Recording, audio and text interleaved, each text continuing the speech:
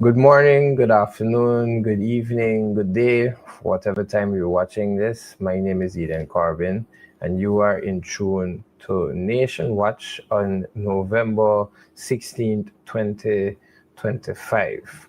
We're glad to have you here. We've been off for a few weeks, but we are back nonetheless, and we are ready to discuss all that has occurred for that time. Today, we have with us a guest that is no stranger to Nation Watch, and I'm sure he's no stranger to you. And considering the issue that we're going to be touching today, I think he would be most appropriate guest. And the guest I have today is none other than Mr. Paul Williams, who has served as a senior officer up to the rank of deputy commissioner in the Guyana Police Force. He is accomplished. He holds a degree. He holds a master's and probably, many other qualifications, along with a long line of experiencing in the Guyana Police Force and national security. Good day, Mr. Williams. We're glad to have you here today.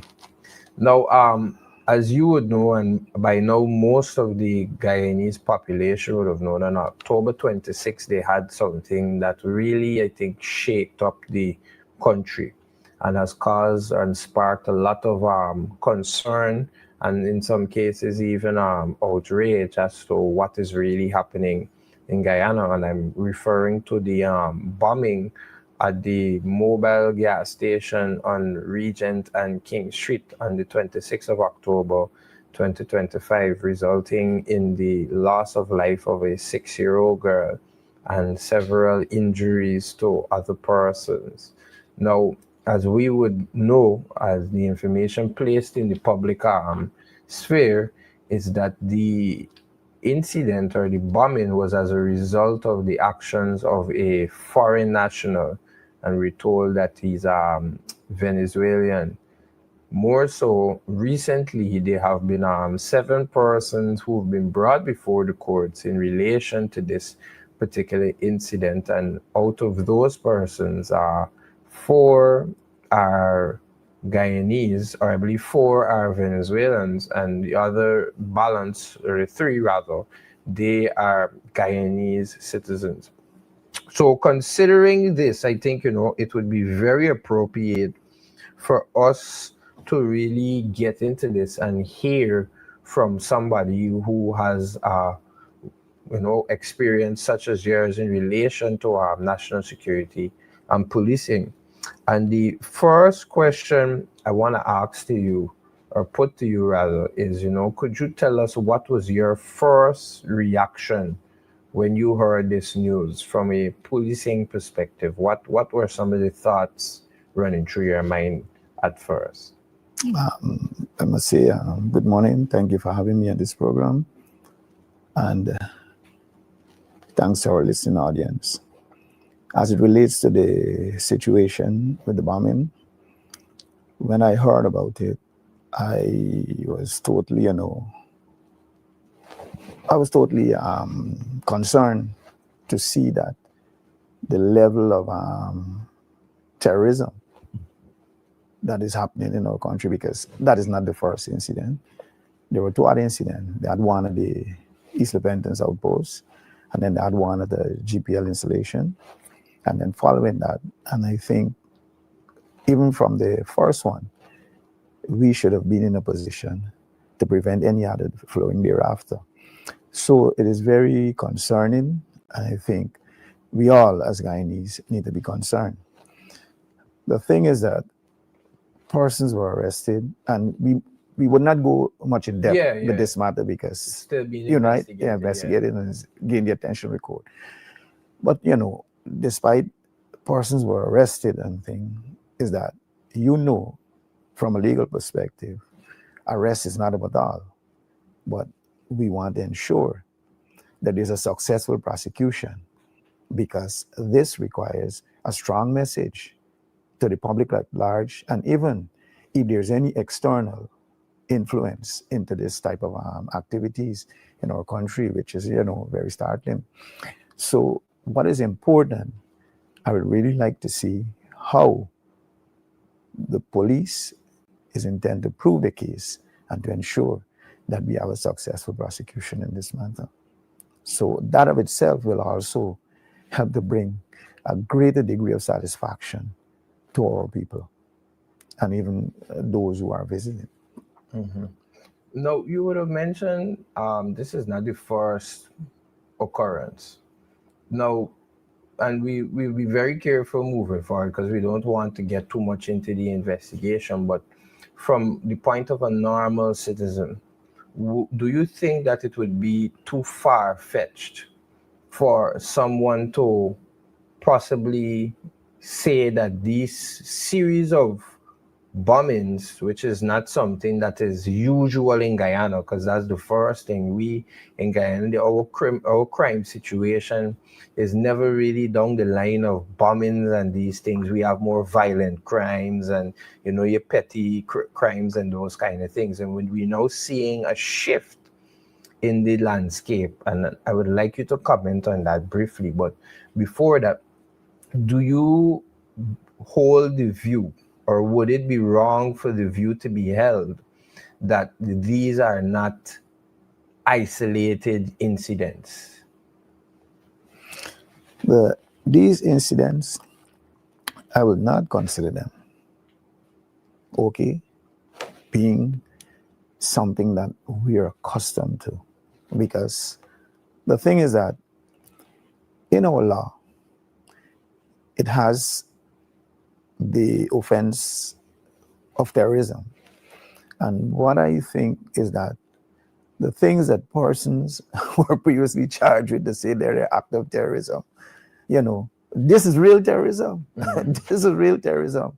And I think this is what the judicial system needs to really, in terms of the police and, other persons, to really truly make a real distinction and to let the public know, well, look, what really terrorism is. Because when you look at it, with those persons who are protesting in terms of really want to have justice for the incidents of persons who were killed unjustifiable, in terms of Quinton Bacchus, Adriana Young, and other persons who are charged, and they say act of terrorism, but then when you actually make the comparison with the two, you understand me?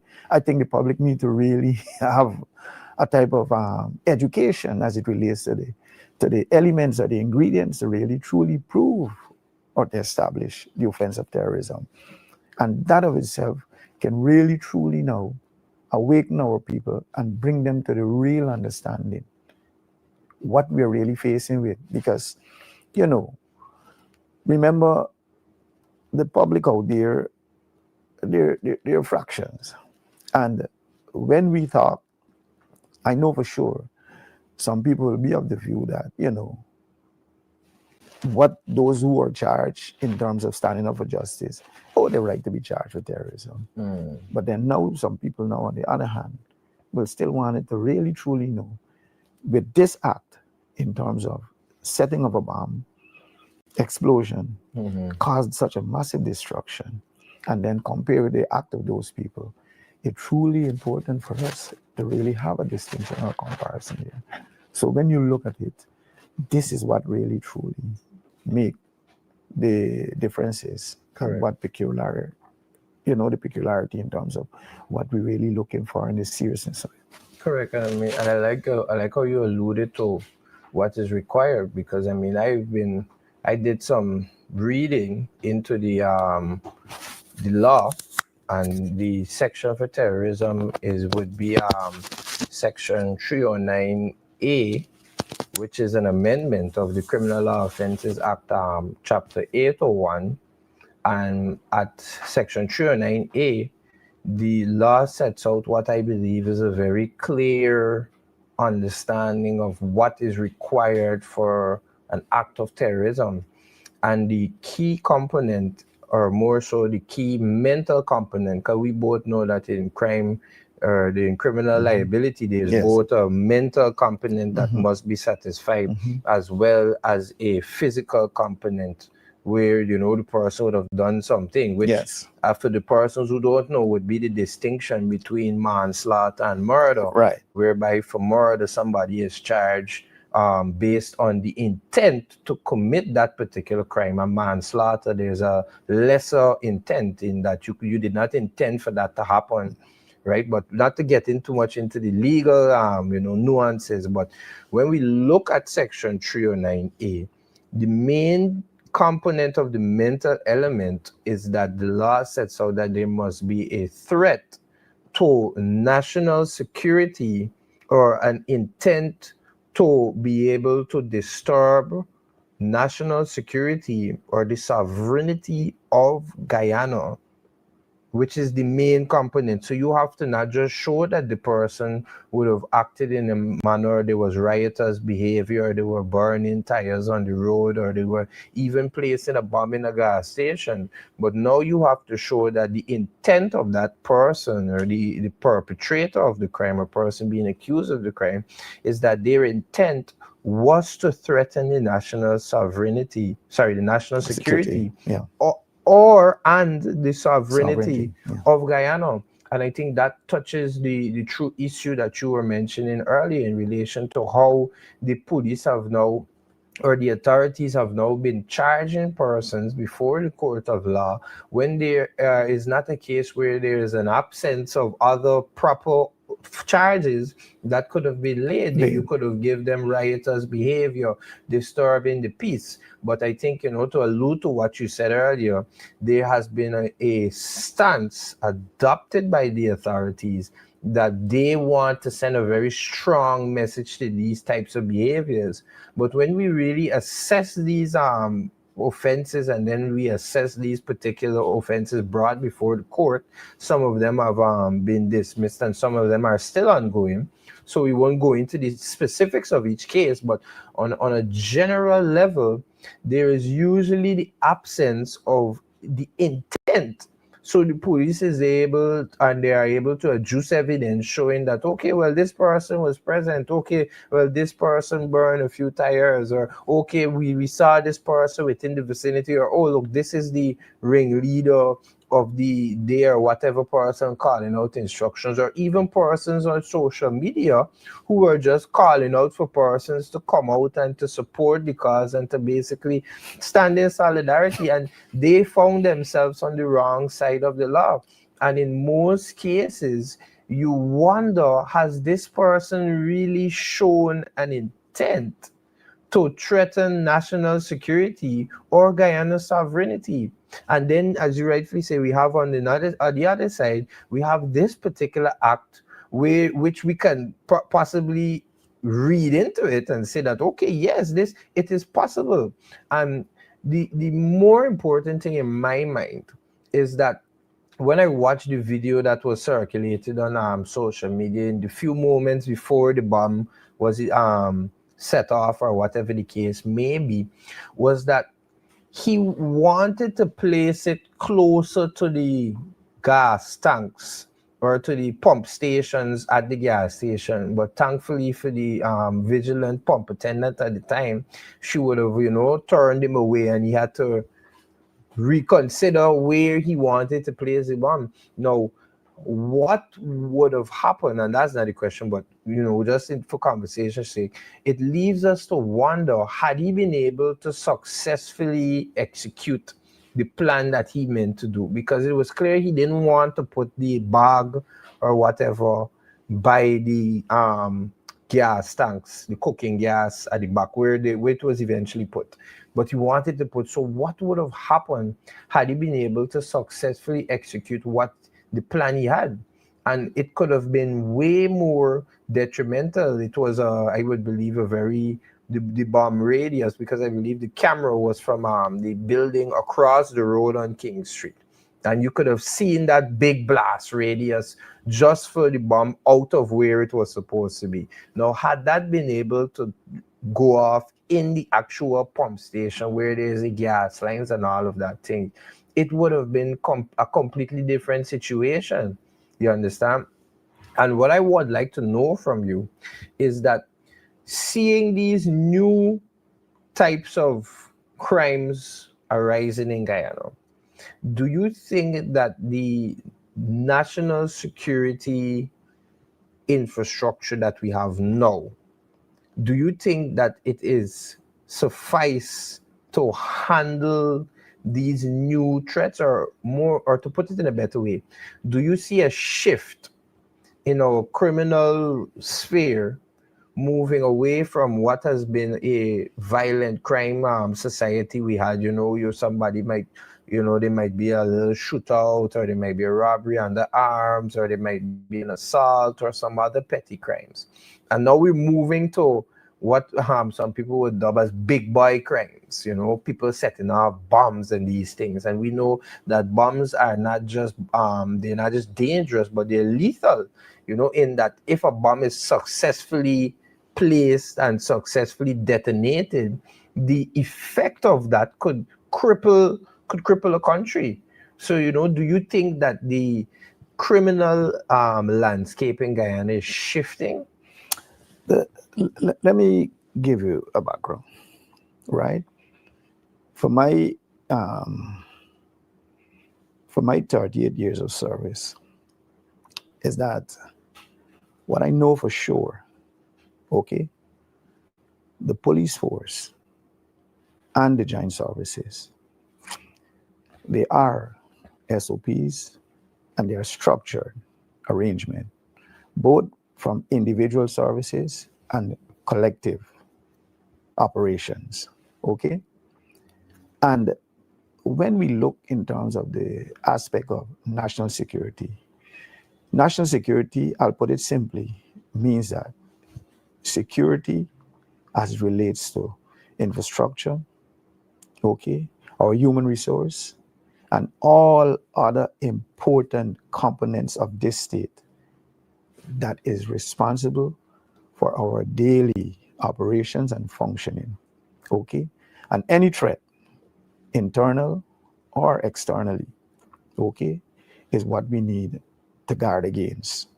And in so doing, there are some elementary aspects in terms of within the police and the joint services posture, because we have in terms of security of KPs and VPs, right? Which mean key points, vulnerable points. Even also security of VIPs, and all those things come within our focus and structure of national security. Since 2020, I've been out of the actual operation of the Guyana Police Force, but I stayed on with my service until last year when I retired, right? Where I was work at the COVID task force, then I went to Civil Defense Commission. I am not really at any time thereafter engaged within what is being conducted and happening within the police force. But I know for sure that all those systems, instructions, manuals, and everything are there. But I don't know how much the ranks are being taught, they're being refreshed, are being guided in the direction in terms of how they go about dealing with those aspects. Even prior to that, in our joint services, meeting and engagement, we had joint services, dinner nights and so on. And even right there, we will discuss issues of national security. And issues of national security doesn't only really look in terms of where they're just a bombing. We look in terms of even the design of these new shopping malls and all these things and so on. That where you need to have all the key players around the table: health, police, fire, okay? All the key persons, even the based upon which area, if it's the NDC, or if in the city, we have the town council and all these things. Because looking in terms of the design and the structure is whereby we would have even recommended that those buildings was now structured in such a way that they must have parking inside. If not under, within the land space that they have, parking must be inside. So you can able now to ease the congestion of the road. So to respond in terms of emergencies and those things, right? So those are things we look at. We were even looking at high-rising buildings that were close to our police station, the GDF installations and those places, and in terms of how they should be designed and also what are the likely threat and those type of things, right? But I don't know in terms of if there's any continuity in those things that we would have discussed, set the trend for, are being continued. But what is important? What is important? The joint services would have had numerous training. One, you remember 9/11? After 9/11, there were a lot of training. I even attended training in Jamaica and came back and was a trainer, where we were dealing in terms of looking and how to detect persons and, parcels and these things, bulky, living in, different places and all these things, because it was a very serious thing after 9/11, which created a total change in the entire world in terms of movements of persons and all these things. So we had training with them in terms of looking for, these type of explosive and all those things, and how you even train your ranks them, that how they must be vigilant and how to make observations. Then you remember also when Guyana hosted the World Cup for the first time, Cricket World Cup, right? That also brought about extensive training in terms of, looking out for these type of activities, detection, prevention, and all those things. Even in terms of how to really establish mass triage areas for mass, casualties and all these things. So numerous trainings done with our ranks and so on. But I don't know how much are being continued and how much, are being there taught at these new ranks, okay, what to expect and what to do. Because when the first incident occurred in terms of with the installation, right, the GPL installation and so on, my concern was about who are the persons that they really have there. Is it private security or is it the police, right? Special constabulary. Who are the persons we know? I coming up recognize that they were the persons who were placed there. They really guard these government and public installations and so on.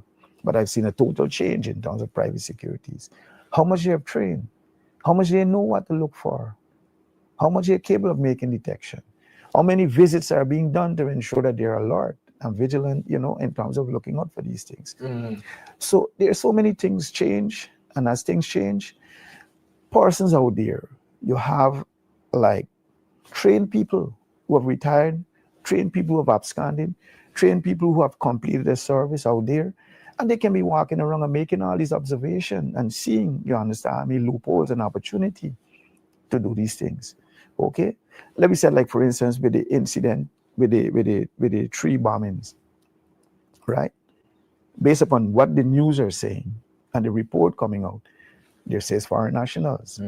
But then the thing is that we still need to really truly prove or establish that these foreign nationals are acting on behalf of the country where they came from, or not internally, you understand me, that they are being, either hired or internally it is an act in terms of expressing their frustration or whatever it is. Sometimes they are trained persons who maybe from time to time, live with this type of behavior and so many things to really look at. But then is it that we're going to continue sit back and relax and just wait for another one, and then that is the only time we're going to get busy? No, from the first one we are to, and we should have got our people much more sensitized and educated. But then to a level that the administration choose to engage the people who have the expertise and the knowledge and the information, because sometimes you may not even want any type of continue engagement with a particular person, but then if that is a person who can really bring the type of information to give the public awareness and sensitization is important, because I'm saying is that if I test it once, I test it twice, I test it thrice, I can go testing it all the time thereafter. And I like how you alluded to the point that we need to look at the domestic issue, whether, and that's the next question I'd like you to address. Is it a case where the key persons, as far as the public knowledge on this, is that it was done by foreign nationals, specifically persons from Venezuela? Now, should this be a domestic phenomenon, or should we look at this as a transnational issue, considering the current tensions between Guyana and Venezuela? You understand, some persons might say, oh, this is just the sleeper agents coming in and start, how public curiosity appears. So is it a case where we should view this as a domestic phenomenon, or should we consider that, okay, this may be a transnational criminal network at play? What are your thoughts? Well, Eden, the thing is this. Remember, as the information unfolds, that it is foreign nationals, but therefore, it not because it's foreign nationals simply means that what they have done is with the intent or with instructions from the country they came from. The evidence must be able to establish that. And once the evidence establishes that, then that is what the public needs to know. But then if the evidence, or there's no information linking that external with the internal act, therefore, we must make it clear to our citizens and other persons in the country, because that what you say now will come to stereotype profiling. Yep. Because we're going to look, say, here, oh, Venezuelans, therefore we cannot employ Venezuelans, we can't trust them, we can rent our place to them, and these type of things, right? And which now it's going to come like a Peter pay for Paul principle. Correct. And that is bad, because we have persons here from other country, Spanish-speaking country and so on, who are genuine, who are working hard, who are making contribution to the economy. So that type of information needs to be told clearly to the public. So on that aspect, we can know exactly, well, here, this thing has external linkage, but persons were sent directly, and this is it. But if there's no such information, we should make that clear. So that of itself would not really truly affect persons who are here genuinely and contributing and going about peacefully and want to, to do things in the right way. Correct. And so that is important. And I like that point you made in relation to profiling and stereotyping, because that is a concern that I would have shared as well from a legal point of view. When we look back at the 9/11 attacks and the way in which persons from the Islamic faith or from the Islamic countries and the Muslims within the world, how they were treated by international law enforcement coming off of the heels of 9/11 really showed a shift, moving to more discriminatory and a stereotyping nature. You see somebody with a Muslim guard and you pull them in, you want to search them and you want to ask them a lot of questions and that stuff. And we know, and we cannot deny it, that the Spanish persons or the Spanish immigrants or the persons from Latin America, whichever Spanish-speaking country they have come from, but we know there has been an influx in Spanish nationals or Spanish immigrants in Guyana. Considering the societal structure of Guyana, Guyanese, we're very loving people, but in the same breath, we are willing to go the distance for our own persons and, to ensure that our persons are safe. There's that kind of home feeling in Guyana. What really is there in place to ensure that the public confidence and trust in the system is not eroded and taken over with this divisive kind of, oh, we need to treat the Spanish this way, or we need to watch them a little hard, we need to scrutinize them a little bit more, because the reality is, in today's society, you go to any business, you go to any organization, and you cannot escape seeing at least one Spanish or two. I remember, I think a few months ago, I was at this restaurant, and my waitress she was Spanish. I mean, she was speaking English and thing, but you could clearly hear the accent. And then when you look around, you see a couple more of them. And how do we deal with the persons in the public who may not be exposed to the information that you and I may have, or they may not understand these situations like that? How do you think the public, as a key stakeholder in policing and ensuring our communities are safe, how do we ensure that members of the public do not get carried away and now begin to throw out their frustrations on these Spanish immigrants, most of whom, or some of whom, are actually contributing to Guyana in a meaningful way? We know that, we have a construction boom, but there's a labor shortage. And now we have these individuals who are now coming in and assisting in our labor force and propelling our labor force. How do we ensure that the wider Guyanese public do not go into this whole stereotyping and profiling, and then there is now more divisiveness in the country, and we move away from unity, whereby we would be willing to accept these immigrants into our countries and into our lives to do whatever the case is. And now we have persons of probably the same background or coming from the same countries now committing these acts. How do the Guyanese people reconcile with this new occurrence? Well, the thing is this, right? This is Guyana. This is a beautiful country, okay? And despite who the government of the day, it is important that when it comes to national security, is a concern of all, because we don't know what's going to happen when and where we're going to be at that time or the moment, okay?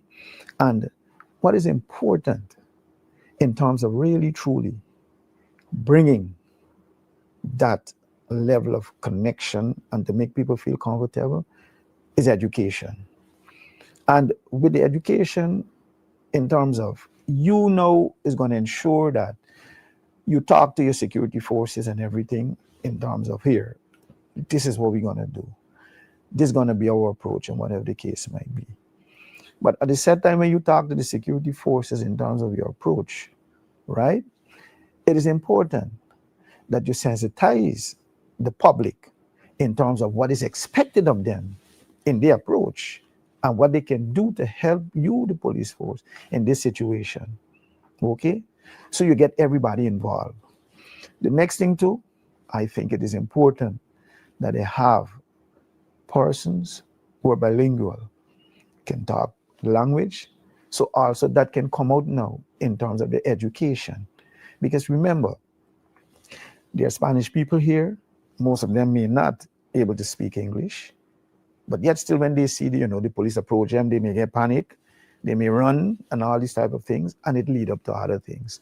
So if you can have certain information come out to them through all aspects of the media platform and these things, and let them know, well, look, this is our approach now, okay? You're required to cooperate. The police will conduct searches. When you're going into your workplace, the security will be there, and this is what they will do, and those type of things.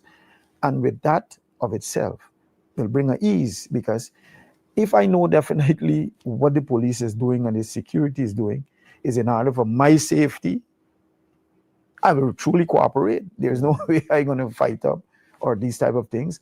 And that of itself going to give you opportunity now to really see persons in terms of what are their true intention and purpose. And then also you will be able to really separate those who really truly coming out there looking for livelihood and want to, be straight with the law as compared to those who have, sinister agenda.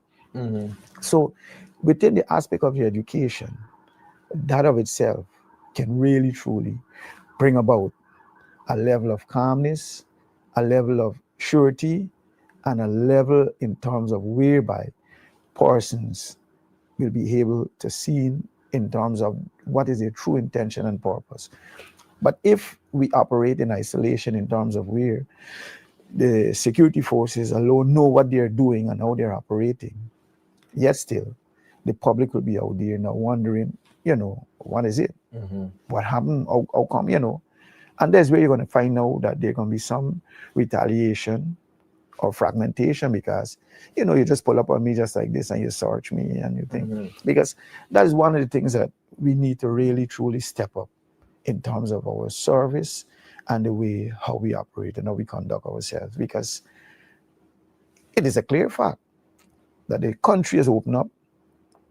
There are a lot of foreigners here now, and they're going to continue to come. But then we must be prepared and ready to deal with them in such a way. One of the things that I can recall, I would have recommended, and as I said, that was just before, I was sent on leave and so on, was to get these posters at the police station in terms of where we would have got the Spanish and the English just below it. So, like, ¿Cómo estás? Means, what is your name?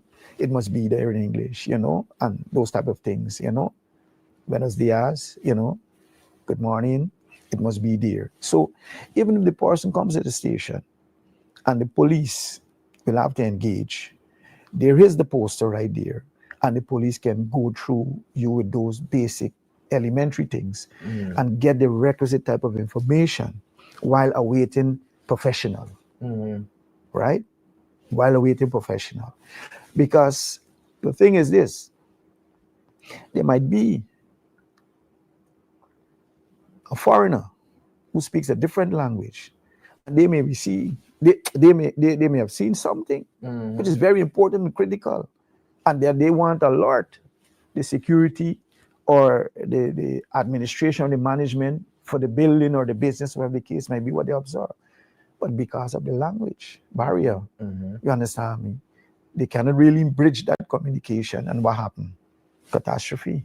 So it is important now that we started to think ahead and find ways and means in terms of how we can create, you understand me, how we can create that bridge and remove the barriers in terms of our communication with these foreign nationals. So as quickly as possible, you understand me? Because it's not only just about social media alone, and also you may have the phone where you can able now to have the translation when the person speak. All those things may take time. But if you have certain writings on the wall, you understand me? Like for instance, I saw a little child, maybe like 7 or 8 years old, go to Chinese supermarket and was able to pronounce the name. Why? Because he sees it every day. So when they have an opportunity to see this type of information, is on the wall, is on the billboard, it is there publicly, steady in your face and in your eyes. After time, you're going to grab hold of it. You're going to get to it. So it is important in terms of stepping up our education. 2, it is important in getting our joint services members ready, alert, and yet still in the approach, they must be professional. You understand me? They must be real professional. And then also, you must able to even have those same foreign nationals able to communicate with us if they see things which they know definitely, or they might be even passing and hear a conversation. You understand me? Where there's some plan which can really truly cause a great issue of national concern, but they want to relate to us, but because of the language barrier and time time is very, very, very essential, because what the person may want to tell you is just for a few minutes before something happens. Correct. But then you say, oh, I don't understand what you're saying. Mm. Look, wait until tomorrow when I got somebody who can really, translate what you're saying and things. But the person's telling you, no, you can't wait for tomorrow. Well, act now. So that is important Yeah. in terms of getting to understand Guyana is moving. It is not waiting. And as a result of that, we have to move with it. We have to move with it. You understand me? We just can't look in to see if people are going to be placing bombs at police station, placing bombs at gas station, GPL installation, or supermarkets and so on. We got we have other components and infrastructure that's of great national security. What happened to our hospitals? You understand me? What happened to our waterways? Even our roadways. You understand me? Even bridges that linking us to important places from one region to the next. You know, that taking us across the Demerara Harbour Bridge, the Borbis Harbour Bridge. I mean, even considering the gas station at Regent and King Street, that posed an issue where they had to. And I mean, I must give the police props. I was very impressed by how they would have treated, at least generally, the management of the crime scene, because that is not something we usually see maintained in Guyana, at least from my experience. That is a big eyesore where you have crimes be committed and the treatment of the crime scene leaves much to be desired, where persons are just allowed to walk through indiscriminatory, and you're compromising the integrity of any particular evidence that can be found at the scene. So I am very pleased with how the police would have responded to cordoning off the entire gas station to all the way to Charlotte Street for those few days. And I mean, the public may have been affected. I myself too, a person's traversing through King Street to Regent Street. There was a big traffic, debacle in that area because they had to now divert traffic through Charlotte Street. So I mean, though it's a balance. But to just pick up off of what you just said, we understand, and I think it's clear how the police should be responding and some of the things that they should be implementing. Now, what about the public? Because I remember it was a few months ago, it was either this year or last year, there was a new, what do you call it? I think it was a sign on the police vehicle where they had Policia, which I would want to believe is Spanish for police. And the public response to it, I mean, Guyanese, we're light-hearted people, is that, many people made a joke off it and say, oh, look, the Spanish take, over, How do the members of public now treat with what you just suggested, making Guyana more friendly to these Spanish nationals or immigrants within our society, whereby now certain things will need to be done in Spanish and in English, just like you said at the police stations. I mean, and we understand that because it is something that we need to do, as you rightfully said, to be able to mitigate and to be able to respond effectively to any criminal elements or things of that nature.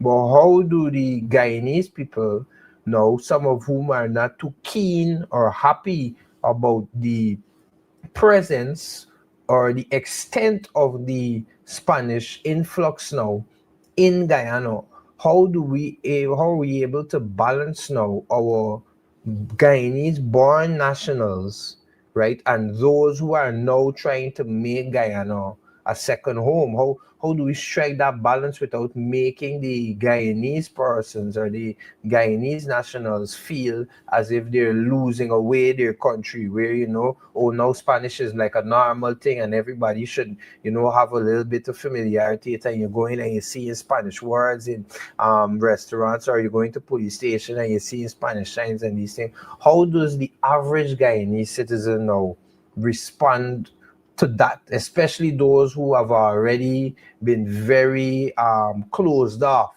to the influx of Spanish in Guyana? All right. Let me go to the part with the police and the vehicle. Right? I don't think that should have been on the vehicle just as much as other people, because when you enter country, you know the police. You see the police by virtue about the dress and the type of vehicle.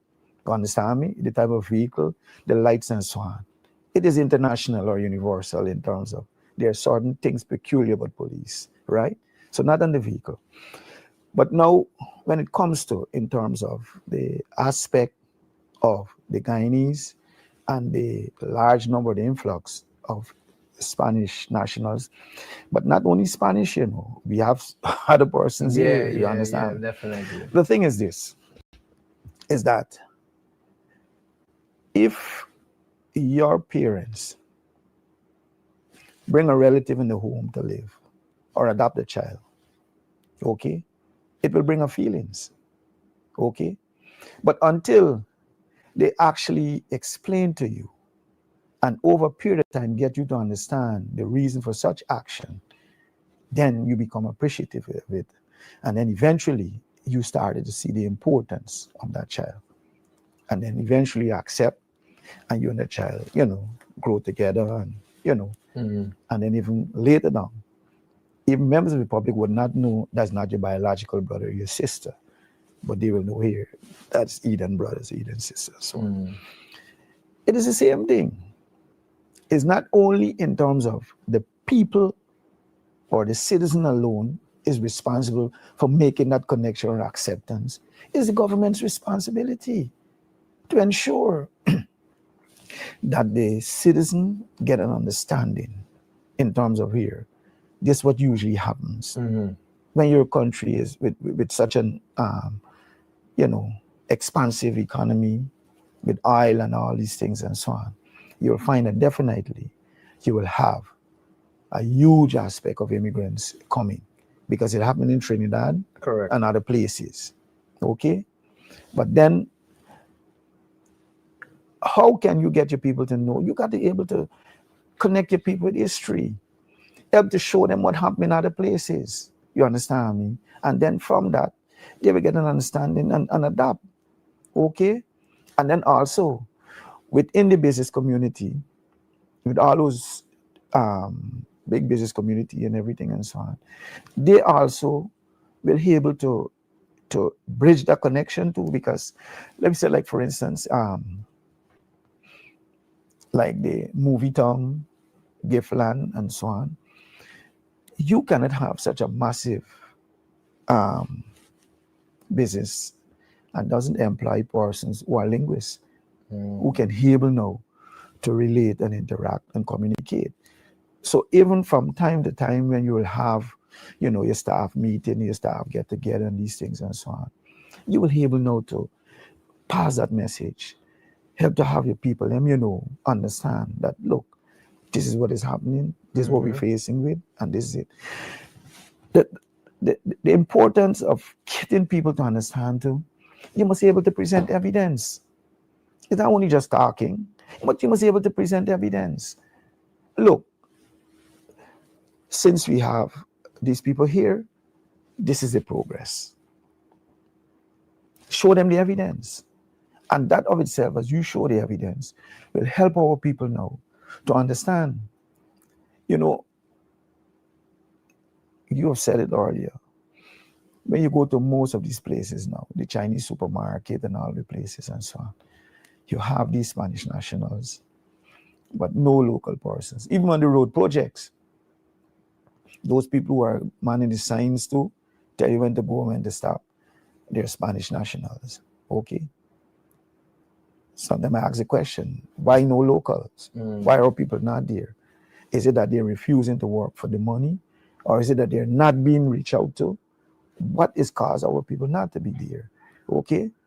And this is what the type of information are to really truly come in with a research to show that, look, you've been seeing this, and this is the reason why.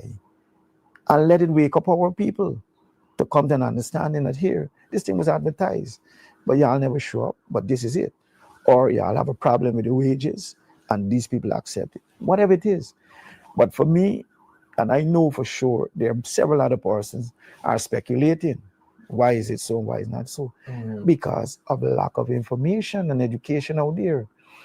Also, in these stores and places, public places and spaces, is important. You have persons there announcing in terms of persons being alert, what you must look for if you see something left on the floor and whatever it is and so on. But if you keep talking only in English and they got Spanish people in there, you think the Spanish person is going to look fit when they don't understand English? Correct. So you need to have persons who can relate, as I said, linguists who can speak several languages. By now we should know what are the strong migrant population here. If they're Spanish, Bangladeshi, Pakistani, whoever it is, and so on. So you know exactly in terms of what more you need to focus in terms of your communication. So in doing that, you help to now sensitize and bring that level of education. For the lack of knowledge, the people perish. Okay? So that is important. These are very key, important elementary steps, which doesn't even really, take any kind of, large resources. Because the people of themselves within the business community must see the importance of this and be ready also to make that step.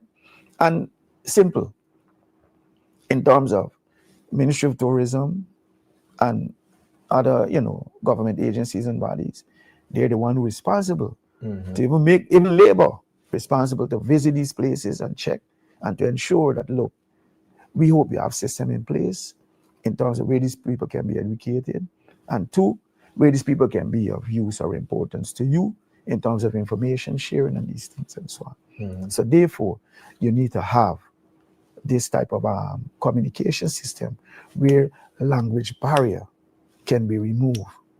So come back to the part in terms of where I would have said earlier, in terms of my recommendation while sitting in the police force, in terms of having those type of information up, I see the importance in the police stations, okay?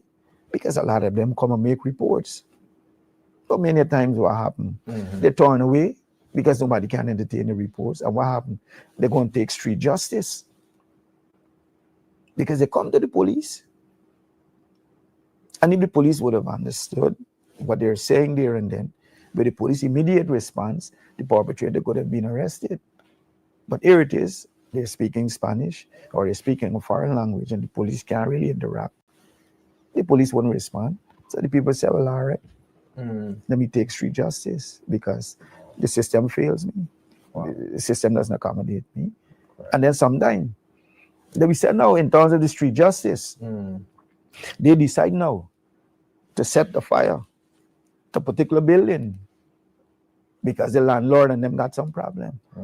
And that same fire now decide to burn on a whole block or a whole street. What happens there?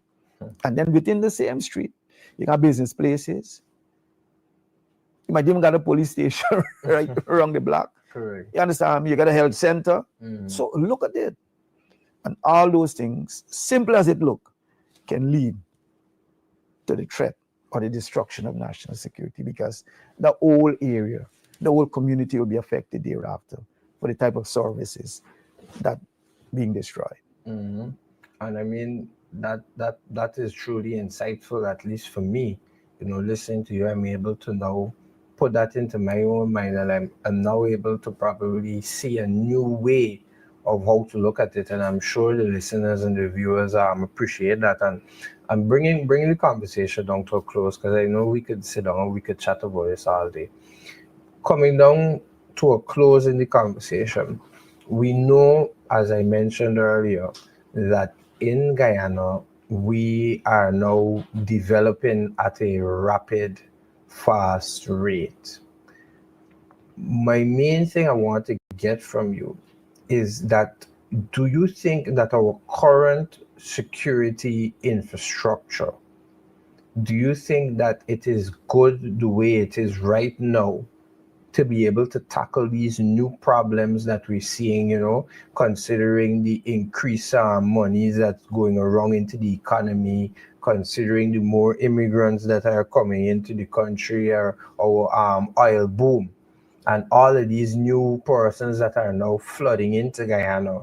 Do you think that over the next 5, 10 years that the security or national security infrastructure needs to be, or the institutions too, do those institutions and does that structure need to change, or does it need to be improved, based on all that we have discussed? Do you think that we can maintain our current structure into the next 5, 10 years, or does it need change?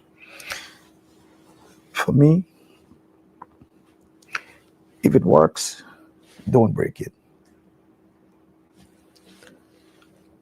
I cannot say in depth in terms of what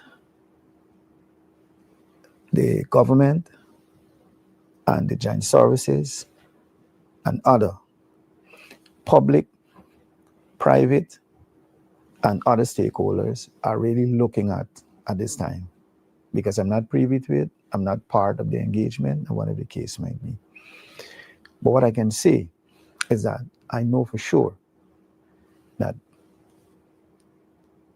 my time, and even recently, because why I can still place emphasis on this, because the persons who I know left behind are persons who still have a few years to offer.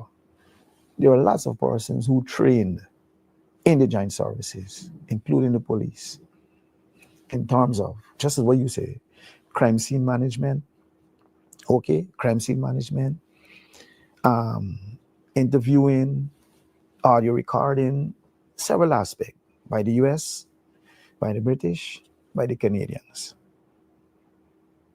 I was part of those arrangements, and I was part of the person, I was the key persons in terms of seeing, even by the French too. I don't know if those ranks are still in the force.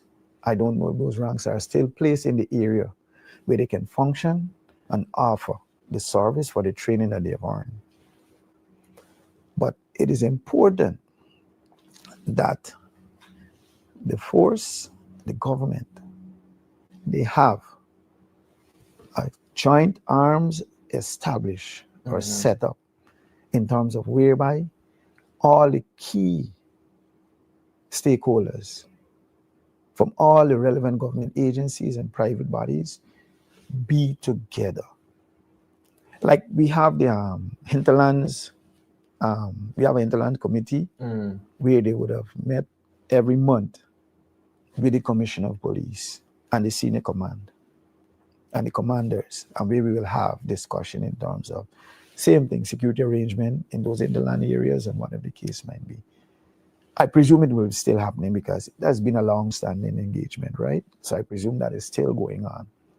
I don't know regular or often, but then those are things that they need to look at. And also, they need to ensure that they have that engagement with all the key stakeholders and all the government agencies, because the national security is not only about police and GDF alone. It's about education. It's about health. It's about labor. You understand me? So many people. So in every aspect where those persons must make a contribution continuously, they need to ensure that they have this overarching body set up and be there to see the continuity of it. And that easily to come together because it has been done for COVID. Correct. It has been done for COVID because COVID was indeed because of our national security. Yep. Okay. So with this, and then also with the movements of so many migrants, therefore they need to ensure that there's a firm and rigid and long-standing body setup so they can able to really truly be on top and able to manage every aspect of things that really truly can disrupt or interfere with our national security posture, whether by internal or external forces. Because here it is, and I'm so happy that when the police said that they were able to saw the movements of that person with the last incident came into the country, maybe just the said day or just a few hours before, whatever information, they were able to see that. So it simply means that, yes, it is good enough for whatever source they got that information from, and more so, the CCTVs and those things are working. It simply means, well, therefore, they need to get those CCTV more widespread so they can have more coverage. And that of itself can also be a deterrent and start it to, reduce the threat. Reduce the threat. But one of the most important things now to really truly reduce the threat and bring a type of relaxation or some aspect of comfort to the citizen is education. And in the education, I'm saying it must be for all, not only English and only targeting Guyanese. It must target all. Because I'm saying now that those same people, those same foreigners who speaking a different language can be the person who to save the day of me and your life. Correct. So it is important that the government and all the other persons and who the key stakeholders need to look at it from the perspective, you understand me, and see the importance of this message that we are bringing here today. Because this is for Guyana. Despite it coming out from APNU team, but this is for Guyana. Correct. This is for Guyana. Correct. Well, Mr. Williams, thank you a lot. And in closing, I'm just going to invite you to charge the Guyanese public in relation to how they can play a role in relation to being vigilant and into manning their own communities and areas in which they live, and basically to allow them or to make them feel more calm so that we don't go into a widespread panic. So I would like you to briefly, look at the camera and talk to the Guyanese population and just give them a bit of encouragement in consideration of all that we've talked about today. Well, what I want to charge everyone, including Guyanese, foreigners, everyone, what I want to charge you with, remember, safety begins with you first. It is your life, okay? It is your life. Safety begins with you first. And what I want you to do is always be vigilant, able to detect the unusual from the usual, okay?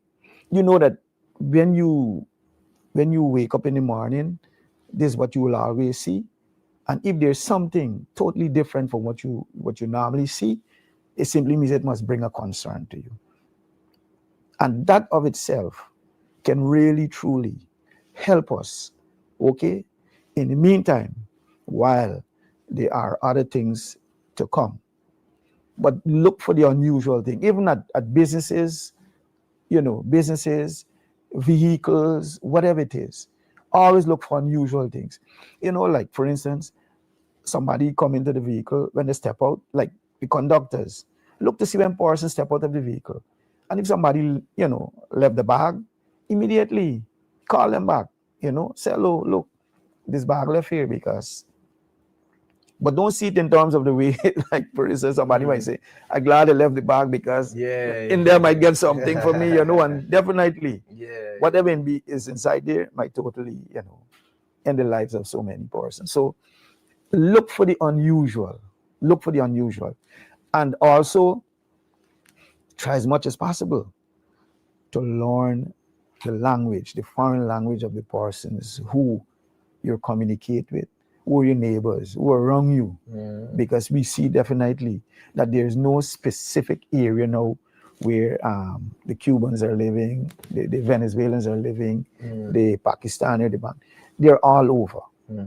And once they're in your neighborhood, try as much as possible to interact and learn the language. So that of itself can put you on good standing. And then also, I'm saying that use the social media apps, because there's so many things you can learn from it. AI can do so much for you now. Correct, yeah. You understand me? So let me say, for instance, if you get your phone and the person speak, and you can able to see the person translation, and you know exactly what it is. That is your friend now, that's your neighbor. Try as much as possible to learn the language. You understand me? Learn the language. And when you learn the language, it simply means that of itself will help you, because those people make it a duty as possible to learn English very quickly. Correct. Because they want to hear what we're saying. You know? Like you go into the Chinese store, and the cashier and even the owner of the store, they're speaking Mandarin. But you don't know Mandarin, and they can speak very loud. Correct. Because they realize that you don't understand. Yeah. But then when we speaking, sometimes even we have the view that they already know what we're saying. So sometimes we speak quietly, or we spin each other ears if we observe or we see something, right? So they must do the same thing when they see us nowhere here. These people are catching on our language. You understand? They're catching on our language. So we have to be very careful in terms of what we're saying, how we speak, and these things. And that of itself can also bring a dent or a reduction. You understand me? There's no perfect system. There's no there's no way totally. But the thing is that we can able to minimize. We can minimize the risk. You understand me? We can minimize the risk. And once we do those things and be ready to observe the usual and the unusual, I think those are the things that's going to help us. And try as much as possible. We want those type of information to get out there, and to get our people, ready and protected. And I wish everyone a safe Christmas, because we know we're into that season. Yep. And there's a lot of persons out there going to be going to do business and shopping and things. And just as much as our citizens are care or concerned about their security and going about doing what they have to do, I'm asking the government of the day to do the same thing, and also the business owners and those persons to do the same thing. So the comfort must not only come from the people who going out there and fighting for it, but they must actually see it coming from up top too. Correct. And that of itself can really truly restore the public confidence, and I think things can come back to the level of normalcy that we were experiencing prior to the bombing at the gas station. Yep. Well, Mr. Williams, thank you so much once again for an insightful conversation. I'm taking away a lot of things, and I'm sure our viewers and the wider Guyanese population who will be watching this will be taking that away too. I think that your contributions were very timely, and I am personally appreciative, as I'm sure the wider population is. Thank you for being here. Ladies and gentlemen, you are in tune to Nation Watch, powered by the People's National Congress Reform. My name is Eden Corbin, and I'm wishing you a great rest of your day. Thank you.